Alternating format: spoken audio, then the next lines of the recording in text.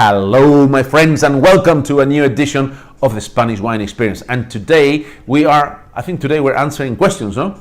For our students. Questions prompted by our students of the Spanish Wine Experience online. It's a very advanced course that we did for almost 7 years around the world, and now you can do it online like many of our students. And the question today is about what? The wine temperature. The temperature of the wine. Okay, let's start by saying that temperatures, what it affects is the speed at which the molecules of the aromas move close to the wine. If you have the wine in a decanter or in a glass and the temperature goes up, the speed of the molecules will be higher. You will smell more. By the contrary, if we decrease the temperature, the speed of movement of those molecules will be slower and we will smell less. But let's analyze how the temperature affects each of the wines. Let's take, for instance, red wine. Red wine, if you increase the temperature, you will notice much more the alcohol. That's why we are against that saying that red wine should be drunk at room temperature. Take, for instance, Marbella, south of Spain. What's the temperature out there today? 42 Celsius degrees. In a restaurant, it will be approximately 22. You can't drink red wine at 22 degrees. It's like soup.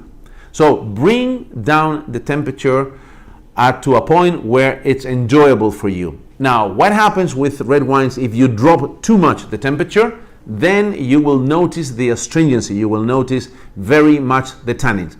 Play with the temperature until you find which is the temperature for you to enjoy more.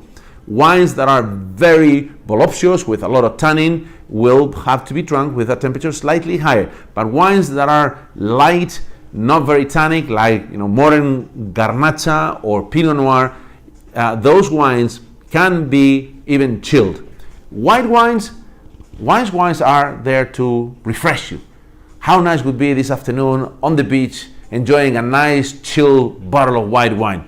However, if you're drinking a Grand Cru from Burgundy, take for instance Montrachet, you want to enjoy the complexity of aromas of that wine. If you drop too much the temperature, the molecules will move very slow. You will not be able to appreciate all that complexity. So the more complex the white wine, I would increase the temperature maybe 1 or 2 degrees. What about sparkling wines? Bubbles are like molecules of air. If we chill the wine, the bubbles will be smaller, thinner, and la mousse, the foam, will be much more creamy. If the sparkling wine has a higher temperature, you will feel like you're drinking Coca-Cola or sparkling water. So that's my advice to you of the temperature of service of the different wines. One last wine that I forgot to mention, fortified wines. As the word says, it's fortified, it has added alcohol. The alcohol always will be above 15%. Play around with the temperature.